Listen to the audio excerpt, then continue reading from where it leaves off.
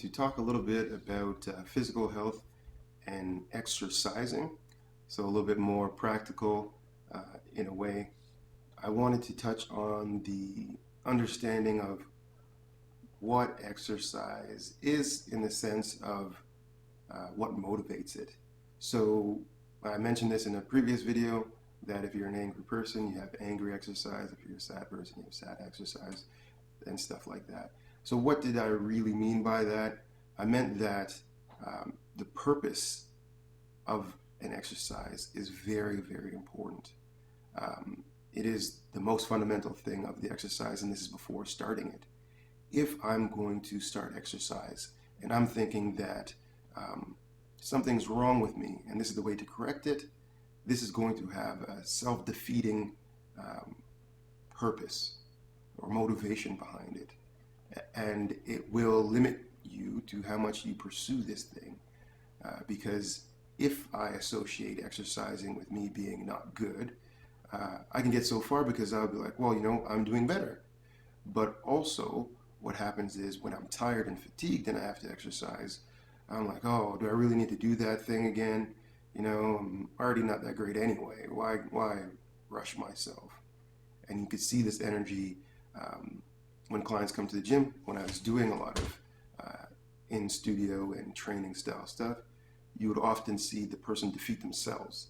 They'd get the results, and shortly after, they would get back into those ruts, let's call it. This I now know is a mental emotional thing, but despite that, there is still this kind of overarching tone to the exercise. Now, when I'm creating an exercise, it's more appropriate to aspire to something that is fulfilling in the end. So I want to pick a positive outcome and I want to pursue it not only in the physical action, in the sense of I want to be able to do 100 push-ups. So then only doing this practice of 100 push-ups is what my goal is, and that makes it important. This is kind of dead-end purpose. What happens when you reach the 100? How does that contribute to the rest of your living? Ultimately, we want to choose goals that are more functional. So I choose something more like I want to be able to go rowing 6 times in the summer and be able to go a long distance. Now we have a fulfilling style purpose. When I'm out on the water, this is a reward. When I'm able to cut through the water faster, this is a reward. When I finish, I've had an experience. This experience then fuels my energy to become better in that way, always bringing in more experience to the body, experience to the person, fulfillment to the person, and validating the hard work in itself. I find these goals to have a lot more range when we're talking about sustainability and goal setting. On top of that, we want to make sure that when we imbue the purpose of an exercise, it also comes from in a sense, we might have an exercise that has the purpose of building confidence. That's great. We might have another exercise with the purpose of increasing patience. That's also great. We might have an exercise in the sense of increasing focus. Now, these exercises, again, are kind of arbitrary on specifically what they are, but the attributes that are going to be gained from doing them are a lot more clear. This would be more how you'd use exercise for a physical health perspective. It has range then from the gym into real life, into the workplace, into connections and relationships with others. You see that more rounded feel to the exercise or the action prescription. That also being said, we want to be able to have a solid purpose now with the body as well. So bringing it a little bit more back to the physical movement style things. If a person is getting ready to do, let's say, a push-up, the most important part before we start is that we have to have a strong base. There must be stabilization.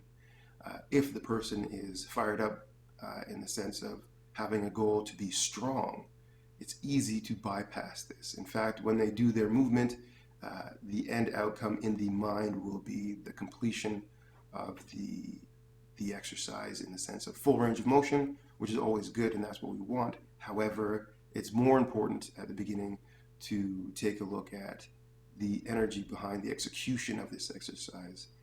Does it have to be full range at the beginning? Not really. Does there have to be strong stabilization if we're going to continue exercising? Yes, there does. Yes, there has to be that thing in the body, in the person becoming more aware of their body in a platform of being stable, what that sensation is like to the person.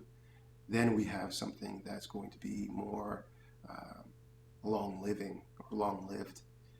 And this then foundation will be able to be transmitted into any exercise after this kind of initial part. And I want to make that clear that we often look to exercise for intensity, and that is great. However, there are steps to mastering this style of thing where if you just go to intensity, you're missing out on a whole platform of solid basis that's needed to help prevent injury and the awareness around when injury is possible. Therefore, we don't have people going into the gym, working with trainers and other professionals and having an Achilles tear. I think that you should be aware long before you have that tear of your Achilles that you're at risk for this thing. You should be very present in that way and be able to tell the person that you're working with that you are feeling discomfort in that heel and not neglect it, not fight against the professional in the need to address that area before moving on to a more intense exercise. Thank you very much. I did want to bring a little bit more rounded feel to exercising and how the physical health takes a look at the actual execution of exercise. At a later date, I might go through with a model, and I think I said this before, but with a model, what that actually looks like, what we're going to be cueing for, looking for, what energy that we are perceiving the movement in, and in this way give you guys a little bit more physical experience on what that is. All right, thank you very much, and have a great day.